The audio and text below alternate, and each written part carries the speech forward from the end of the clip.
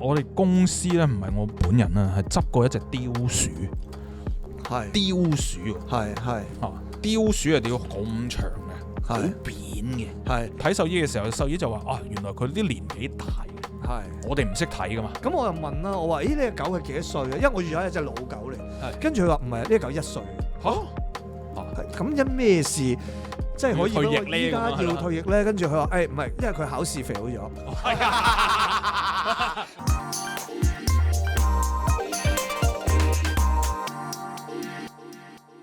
！Hello，咁多位 Hello，你好，劉墉喺度。阿琪喺度，仲有依然砌緊 LEGO 嘅燒鴿。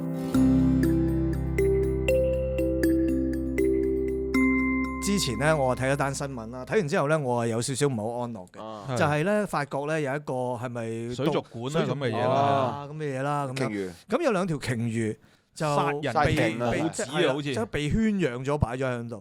咁因為我成日咧都會幻想咧，哇！即係如果我一個人喺度對住4埲牆白色，個泳池係有限嘅話，即係度日如年噶嘛嗰種感覺。咁而呢一樣嘢，其實佢哋點解會無端端喺呢度俾人圈養咧？得一樣嘅啫嘛，本身就係一種商業嘅產品咯。係啊，愛嚟表演俾人哋睇咯。咁去到呢一個位嘅時候咧，我突然間咧又想今日不如傾下，即係點樣透過小動物、透過生命去令到小朋友學識一啲嘢，或者得到一啲嘢。咁因為我本人咧，我係好反對咧啲人咧將動物咧作為禮物嘅。咁亦都反對咧大家俾錢去買嘅。係啦，因為我自己咧全部都係領養。去到呢個課題嘅時候，咦，就可以同大家傾一傾啦。有一次做嘢就即係執咗隻獨角仙咁樣咯。喺邊度？喺大埔嚟嘅，喺大埔嗰啲山卡拉地方、露營嘅地方。咁啊，大眼咪望下咯咩啦，跟住哇，點有隻黑柴咁曱甴咁嘅問題，跟住我摸，喂唔係喎，有個角嘅，好似有料到。嗱呢一個咧。我咪帶佢翻屋企，即係揾嘢食俾佢啦，係咪先？你鬼知佢食乜鬼嘢咩？係啊，點知佢食乜鬼嘢？佢食乜嘢㗎？咁原來佢係食啫喱嘅，因為我哋去咗一間甲蟲店，咁個甲蟲店咧就即係介紹啲啫喱咁樣樣啦，咁梗係買啦。咁係羅伯神啦，定係邊隻？類似嗰啲嘢啦。OK。佢哋原來就咁食呢啲啫喱就得㗎啦，唔使食固體嘢。我肯定我會攞嚟食咯，如果我自己買咗。我肯定會試下，自己試下先係嘛？攞俾你食，下次攞俾你食。咁啊係喎，我細個都有試過狗餅。唔係，我都試過。佢哋好熱誠啊，咁啊介紹完之後咧，都介紹埋話：喂，你呢隻男仔嚟㗎喎，喂，不如咁啊，我哋咁啱咁巧，整條女你啊！介紹完嘢食，介紹埋條女出嚟，唔係突然間咧去到嗰個位咧，夜總會經理上身。係啊，屌 Andy Hall 啊！跟住佢話：喂，咁我有個你呢隻品種嘅女仔喎，你有冇興趣啊？跟住我話：咦好喎，咩價錢啊？喂，80蚊啫喎，咁咩價錢啊？係啦，80蚊成條女攞翻屋企喎，大佬開心。咁啊，梗係一對咁，即係咁啊買埋咁啊湊夠一對咁翻屋企養啦。但係個成個過程幾得意嘅，因為小朋友望到。即係佢由即係成蟲，跟住變即係屙咗粒蛋出嚟啦，跟住慢慢由蟲仔慢慢變到咁大條。即係我望到我個仔都好鬼開心嘅。因為我自己係好中意貓嘅，即係我呢世人都冇養過貓，但係我好中意貓。去養貓嘅，即係譬如啊，碌 IG 一定會碌到啲貓嘅片啊，停喺度啦。而家好多好精彩嘅幫啲貓配音嘅片㗎嘛，係啦，咁嗰啲一定會睇啦。咁跟住人哋養貓係一定會玩啦。咁我今日都仲着咗件貓嘅，係啊，啱晒呢個 topic。我有問小朋友啊，可唔可以養，好唔好養貓啊？咁跟住佢話佢哋唔中意貓，嗱唔知點解唔中意。咁但係咧問佢，咁你哋會唔會想養啲嘢啊？咁樣樣，咁佢哋話想養倉鼠。咁但係倉鼠咧，我就唔係咁中意嘅。係，因為我養過，好恐怖。我養過係噩夢嚟嘅。我就係知道呢啲咁嘅嘢，所以我就 ban 咗啦。倉鼠咧係十分賤格嘅，因為佢屙尿咧係會射喺個籠外邊嘅，即係佢唔整污糟自己地方嘅佢。係啊，咁啊大鑊啦！即係你個籠擺喺度啦，個籠有4隻角，佢個籮柚即係伸到去啲角位嗰度咧，將啲尿係擠係4邊出邊嘅，咁啊固然之好臭啦。咁而第二咧就係我見到一個畫面咧係好驚嘅，就係當佢哋如果生咗佢哋嘅下一代嘅時候，當佢哋只會選擇一啲佢覺得可以弱啲嘅成長嘅，而冇咁得嗰啲，佢會兜口兜面食咗佢喺度。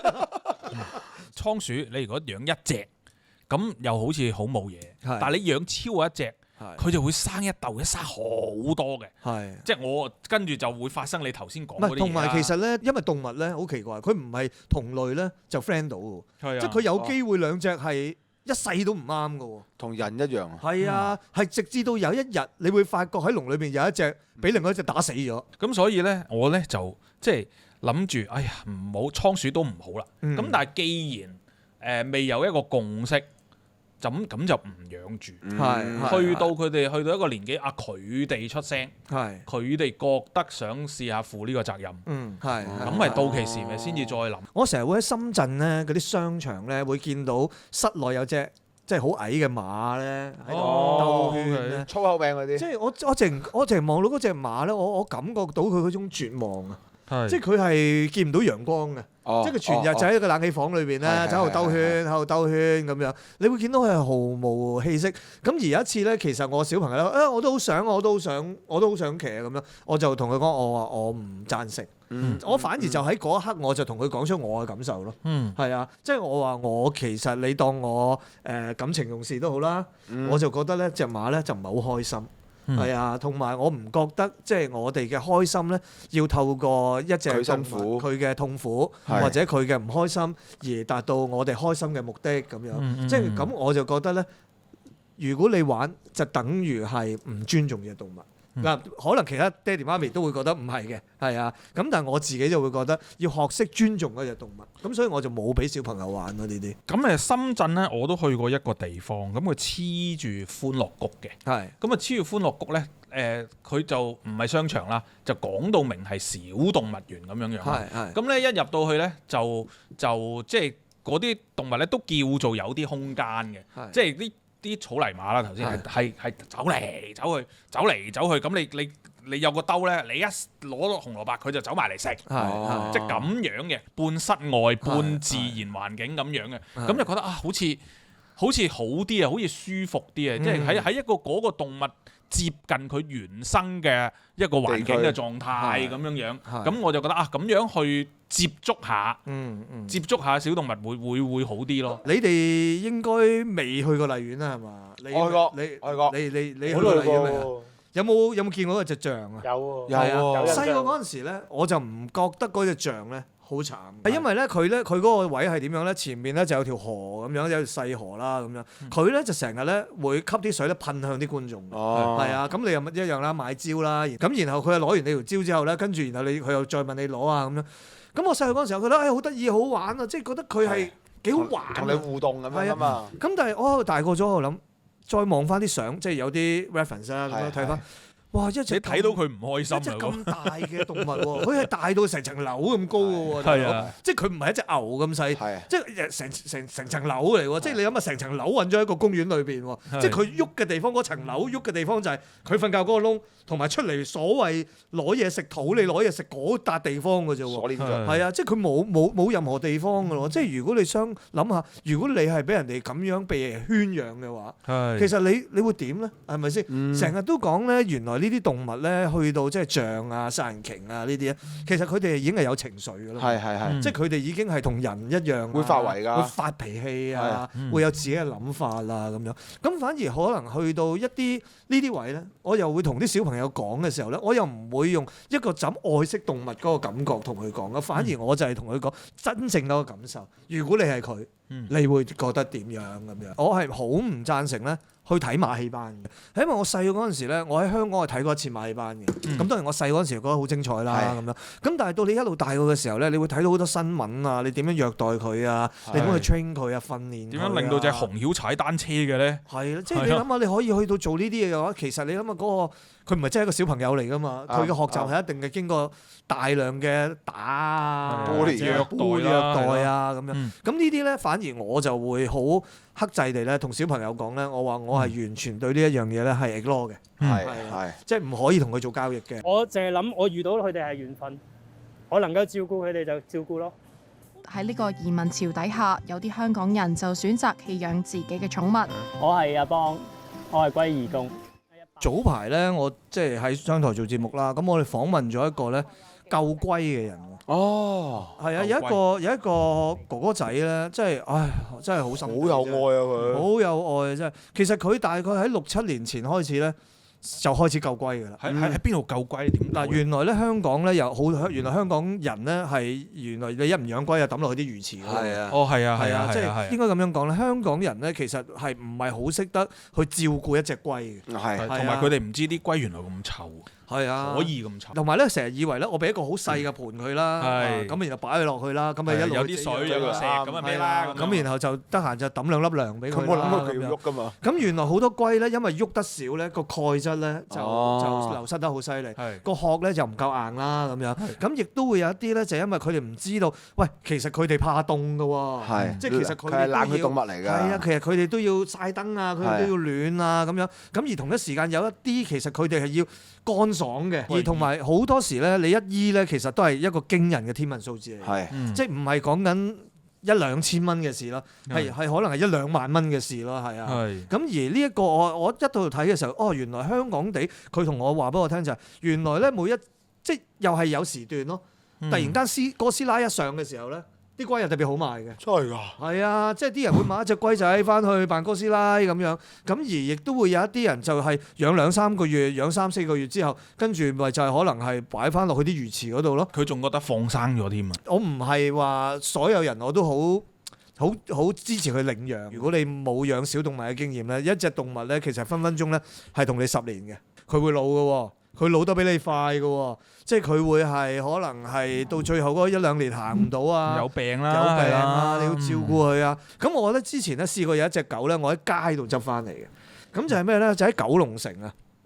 咁我記得有一晚咧落雨啦，咁嗰陣時咧，我諗20幾年前咧，咪好多咧嗰啲 DVD、VCD 鋪頭係嗰啲即係租約3個月，但係裏邊擺到勁多啲，係嗰埲牆係啊鋪滿晒，係啊，佢真係好多嗰啲。你本身就去買嘅。咁其實我就諗住入去買完碟咪走嘅。咁但係喺我食飯之前咧，我見到嗰隻狗喺條街度行緊。係。咁佢同一隻即係同一隻唐狗一齊平排而行咁樣。咁我望一望啊，幾得意，咁我就走啦咁樣。咁我就食完飯之後咧，諗住買隻 VCD 就翻屋企嘅時候，咦，見到佢落雨喎，衝咗入嚟避雨喎咁樣。咁我見到咁得意啦，同佢玩啦，跟住佢幾大隻？其實係一隻叫 West Highland Terrier 高地白爹利。哇！係啦，咁但係我見到佢嗰陣時咧係灰色嘅，成隻灰色嘅。咁我就問啦，佢同我玩啊，好 friendly 啊咁樣。跟住我問，係咪你㗎？係咪你㗎？或者問下個店主係咪你㗎咁啊？唔係啦，喺度兜圈兜幾日㗎啦咁樣。咁我話咁有緣分，行得咯。係啊，咁啊抱佢翻屋企啦咁樣。跟住抱咗佢翻屋企之後咧，咁就大鑊啦。第一，佢係一隻超級聽話嘅狗嚟嘅，係啊，好懂得同你溝通啦。真係嗰種溝通係由我執佢翻去開始，我都未試過拖繩嘅，去邊度都係唔使跟住啦咁樣㗎，即係因為佢有一種感覺就係佢終於揾到主人啦咁樣。咁而第二樣嘢咧就係佢咧原來係有病。咁所以啲人先至唔要佢嘅啫，係啊，因為原來咧白色嘅狗咧，點解佢會白色咧？佢並唔係一隻色嚟嘅，白化係因為佢係白化咗，佢係天生缺乏黑色素，所以呢啲狗咧係長期咧都會耳仔發炎啦、手爛啦、個肚會好似有爛啊，係啊，咁而嗰度咧我係睇咗好多錢醫生啦，咁而因為咁樣咧又引發埋個糖尿病，而我仲要日日同佢打胰島素。咁嘅日子咧，我大概同佢行咗5-6年啦，係啦。咁但係嗰5-6年之後咧，佢突然間咧，又皮膚又開始好啲啊，咁樣，終歸咧係去到差唔多咧10年咧，先至叫做走咗嘅，係啊。咁你諗下喎，一個10年喎，即係咪每個人都能夠 carry 到10年先？但係我話俾你聽，呢隻狗就係陪我由我單身去到遇到我第一任太太，跟住然後離婚，跟住趁住佢同第2條女一齊住，跟住去到第2條女嗰度，我同嗰條女再分手，擺低咗佢喺第2條女嗰度，我自己再出去面對我嘅人生。跟住佢臨死之前，我之前嗰條女話俾我聽，佢就死啦，翻去送佢最後一程。但係成個過程裏邊，呢隻狗係陪我行咗10年咯。係。咁你究竟你係咪每一個人都有呢個時間可以照顧佢？或者心力啦，係啦。第二就係嗰個傷痛啦。我都有一個即係係咪叫陰差陽錯咧？因為我都有執過動物，係。但係咧就講出嚟咧就即係會比較奇怪啲。我哋公司咧唔係我本人啊，係執過一隻貂鼠。雕鼠喎，係雕鼠係雕咁長嘅，好係扁嘅。係以前喺呢個土瓜灣啊公司，咁啊土瓜灣公司咧樓下有個叫海心公園。咁海心公園咧有一日我同事叫曲傾希希啊，都係一個即係 KOL 啦。咁曲傾希希就翻嚟嘅時候咧就話佢影到下面有隻雕鼠喺個公園個側邊嗰啲樹底嗰度嚇。即係因為其實係好奇怪，你係唔可能喺香港見到雕鼠嘅無端端。咁我同佢講話，喂，如果放工仲喺度，就帶佢翻嚟啦。就緣分啦，係咪先？係啊，真係放工仲喺度，帶咗翻去，跟住買咗一個好大嘅籠。唔係啲同事就開始學咯，學點樣養咯，即係其實同養普通小動物，即係都係糧啊、水啊、清潔啊嗰啲基本嘢。咁其實籠咧就係夜晚冇人先韞佢嘅啫，平時係俾佢喺公司周圍行嘅。咁佢啲屎尿都點樣處理咧？都隨心嘅。唔係佢通常都係翻去屙嘅。通常喺籠裡面會解決咗嘅。哇，叻仔喎！咁如果喺佢，但係後期有試過喺外面。咁但係又唔係好大件事嘅，即係都可以清潔到嘅。最後咧，咁最後就係我諗原來咧我有個同事拎佢去睇個獸醫，咁已經係原來去睇獸醫嘅時候，獸醫就話原來佢啲年紀大嘅，我哋唔識睇噶嘛，但係原來係年紀大嘅嗰隻雕鼠，咁所以咧大概我記得好似2-3年度啦，咁跟住咧就首先開始咧就係。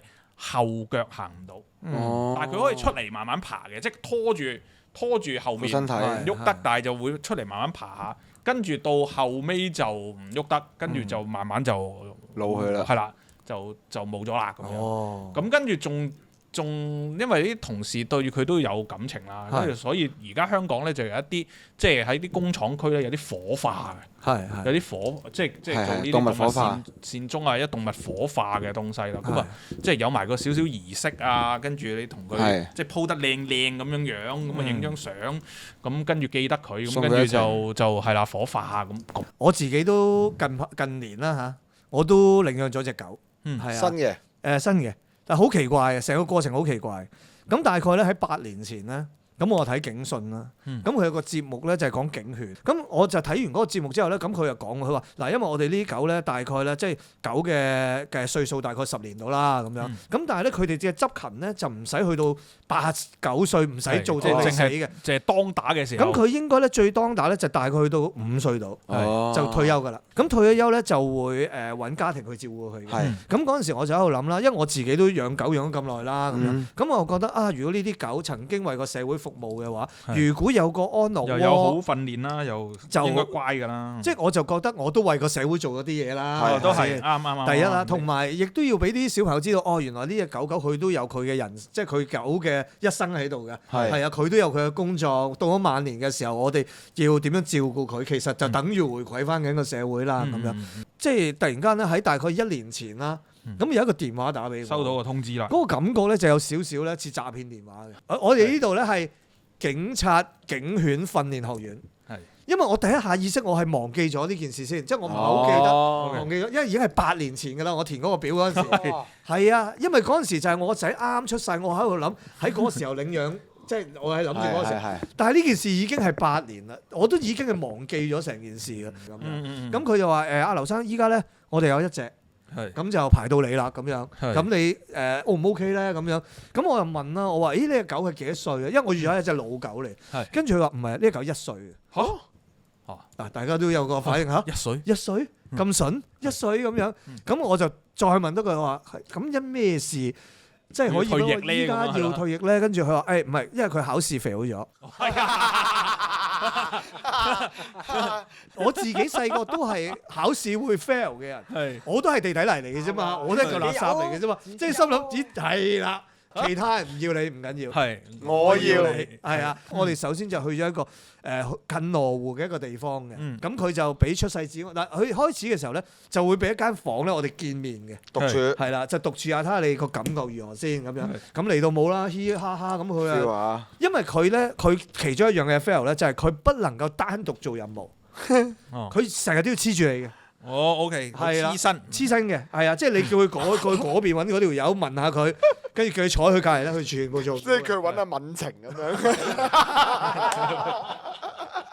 咁揾唔到啦，揾唔到民情啦，係啊。對於一個主人嚟講，即係好似我哋啊，就冇問題嘅，因為佢一見到我啲細路仔，第一日見到啲細路仔咧，已經一齊玩啦，係啊，已經好開心啦咁樣。咁跟住咁好啦，跟住咁我哋就翻去辦埋啲手續啊咁樣，跟住仲要嚟家訪添，因為佢要 make sure 你養嘅地方咧。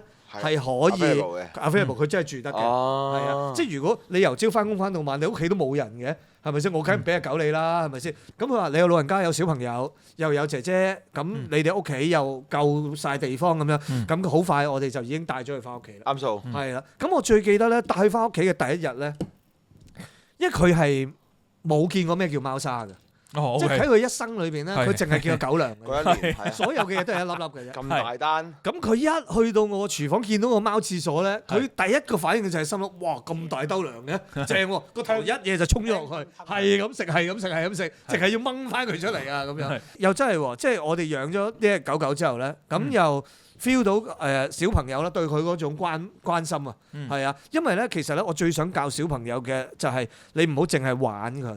係啊，你要照顧佢，因為咧，你永遠就係去到一啲最污糟屎尿，係啊，就最唔想掂，就最睇唔到。反而咧喺最早期嘅時候咧，我就好刻意要小朋友去面對呢一樣嘢咯。係啊，幫手清個尿兜啊，因為佢有塊尿片啊，執啊，哥哥要執屎啊，要帶佢去沖涼啊，即係要俾佢哋知道你同佢玩之餘咧。你最大做主人咧，就係我哋要 take care 佢，係啊，咁所以咧，我就發覺喺呢一年裏邊咧，我兩個小朋友咧喺照顧呢一方面咧，係比以前咧進步咗嘅，係啊，因為我由細到大都好驚嗰隻生離死別啊，係，尤其我呢排咧，我有個好 friend 嘅客咧，佢之前種過，唔係養咗好多隻狗狗啦，咁咧就好 friend 嘅啦，咁我特登幫佢拍咗條片，咁我幫佢拍條片嘅時候咧，我係諗住出個寵物攝影 package，咁我就諗咗啲好靚嘅生坯去訪問佢，咁佢就會講好多好感人、好煽情嘅嘢啦。點知事隔1年之後咧，佢最中意嘅狗真係離開咗咯。咁你會發現咧，就算好多人話你養多隻狗咁啊，就到時佢走咗你都會冇嘢啊，免飛咗。但係原來咧喺佢身上咧，我發現唔係喎，一就一，二就二嘅喎，即係你唔會係咁加落去。咁我喺我自己嘅世界觀入邊咧，我就食唔起呢個離別啊。其實呢個離別係好傷痛㗎，呢個離別。我覺得好重啊。而呢個傷痛咧，就係因為喺10年嘅生活裏邊咧，你係好認識咗呢位朋友。當大家唔需要用語言溝通，但係喺生活上面大家協調到嘅時候，你慢慢就會累積咗一種情感咧，就係好似家人咁樣。咁而到佢走嘅時候咧，其實你嗰滴眼淚咧，其實係唔會係輕得過你離開一個家人。咁因為就係你有幾開心，你之後就會有幾唔開心。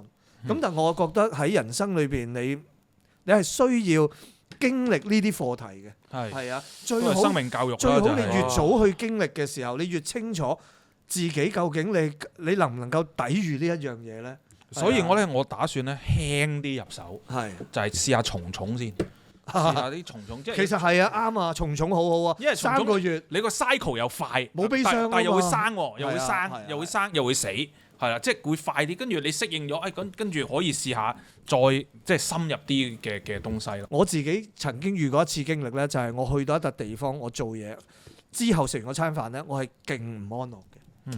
咁就係我諗大概10幾年前啦。咁我係同一個朋友咧，返國內嗰度咧做一啲籌款啊，或者係做一啲捐贈啊嘅嘢啦，咁樣咁我又負責影相啦，咁樣。咁去到啲農村咧，啲人咧真係好窮，即係原來今時今日你話大陸好有錢嘅地方有啦，但係好窮嘅地方都仲依然有，係即係窮到係可能一年係揾緊500蚊，即係咁少。係啊，即係佢哋淨係賣棉花，淨係賣棉咁樣，可能淨係得好少錢，所以好多小朋友佢都冇書讀。咁而我哋咧就係買咗好多物資，例如啲書啊、波啊咁樣去俾啲小朋友啊，俾唔同嘅人啊咁樣。咁有一條村咧就知道我哋嚟啦咁樣，咁我哋又俾咗啲物資佢啦。咁佢好多謝我哋，歡迎係啦，歡迎我哋，好歡迎我哋。咁跟住咧點都要留我哋今日喺度食餐飯。我話好啊好啊，食餐飯啦，食餐飯啦咁樣。咁跟住咧，餐飯一煮好嘅時候咧，我望到嗰幾碟嘢，我已經有啲古怪怪，嗰個湯隻雞咁乸大隻嘅隻雞，蛇貓狗。跟住我望到個雞翼，係你都唔 high set 嘅，等我介紹俾你啦。跟住我望嗰個雞翼，冇理由係咪呢度？喂，冇理由有火雞喎呢度，即係咁大隻雞翼，咁大隻雞翼嘅，咁冇啦，咁可能真係人哋真係好營養，啲雞好大隻咧。Turkey 跟住喺度一食，再食計嗰個，哇咁鬼騷嘅啲羊肉，真係咁騷嘅。跟住咧食完餐飯啦，跟住佢話，跟住即係嗰個有個導遊啦，即係有個領隊帶住我，佢話佢哋已經攞咗佢哋最貴、最珍貴嘅嘢係喺呢一餐裏邊。係佢首先你飲嗰個湯咧，嗰條唔係雞嚟，係一隻鷹嚟嘅。係鷹係啦，即係鷹啊，係係啊，佢打隻鷹落嚟啊，嚟煲湯啊，嗯係啊。咁我已經唔係啊嘛，咁隔離碟羊肉咧，呢度冇羊嘅喎。係啊係呢隻就係平時守緊門口嗰隻，係跟住我，即係你明啊？你本身你係諗住上去，我係做件好事，人哋係啊，即係都係諗住回饋翻我，即係係但係嗰樣嘢我令到係害咗個即係動物，害咗個咧。我初頭諗住你炒菜都得㗎，係係啊，食米粉都得㗎，食米粉都冇所謂嘅。咁但係可能人哋又會覺得哇，你山長水遠，過門都係客。過門都係客，佢哋拎最珍貴嘅嘢俾你。係咁但係嗰一餐飯我食完之後咧，哇，好沉重啊！我就好唔安樂。係啊係啊，真係嗰種唔安樂。第一，我會覺得人哋攞完咁珍貴嘅嘢，最好你留翻俾你自己啦。呢啲即係咁珍貴嘅嘢。第二就係好似因為我而令到冇咗個生命，一啲生命消失咗咁樣。咁所以嗰一下我自己喺度諗，喂，下次咧你真係嗱，如果大家真係要翻去任何農村做任何嘅慈善啊、幫人各樣嘢都好，嗯講到明自己食齋嘅，哦聰明喎，講到明係啊，食齋嘅聰明喎係啊，我食齋嘅。係啊我講句俾你聽，我細個咧有一份工咧，我係試過喺勝利道嗰度做寵物店啊。係過完嗰轉之後咧，我對於呢個買賣係極度討厭啊。係我嗰陣時咧啱啱翻工，仲着緊校服放學翻工嘅。咁我第一日翻工咧，咁就好好嘅。嗰個老闆就教我嗱，你每日翻到工咧就唔好開閘住，就每隻貓貓狗狗咧都清潔佢個籠，攞佢出嚟抹乾淨眼、耳仔、支光門線，係整到佢靚靚仔仔，餵飽咗佢哋先，執完第一轉屎先開門。咁費事啲人見到核突啊嘛。咁我明啦。係啊做下之後咧，我就知道原來佢哋啲狗咧同埋貓咧係喺一個香港嘅某一個 supplier 度嗌過嚟嘅喎。係咁跟住咧，我見到有啲狗狗嚟到好唔精神啦，咁就前邊就有個櫥窗擺到賣狗狗啦。係咁嗰啲舊鋪頭地鋪後邊有啲後欄咁樣嗰啲啊嘛係啊，又有幾個籠喺度嘅喎。係咁幾個籠咧係啱啱今日送，佢就唔會喺前門送噶嘛，喺後門送噶嘛。後門送，咁你見到咧，點解呢啲狗狗好細個好得意嗰啲 Yorkshire Terrier 嗰啲咧，咩溫頓頓好似飲咗酒咁樣嗰啲咧？咁我同佢講，喂，佢好似暈暈地喎咁樣。哇！我見到都癲，佢係唔知喺邊度攞啲有啲文字攞啲針筒出嚟啦，就唔知撳住佢個頭就拍呢啲位咁樣，就一打完針之後咧，佢就即刻精神飲咗 Red Bull 咁樣嘅喎。係。好精神嘅喎，跟住2-3個鐘之後咧，又再借過嘅喎，哇！佢知係好行下喎。跟住佢就 keep 住每3-4個鐘就打咯。係。跟住咧，本身可能我嗰個年代佢一隻狗狗賣3800咧，佢突然間見到咁樣咧，今日特價接佢走啊，係。就話1900蚊走唔走咁樣。但係咧好勁嘅，佢哋嗰啲銷售模式咧係會同你講，擺佢上手玩，或者佢全日都冇食過嘢咁樣啦。一擺佢上手，佢咪以為有嘢食嘅。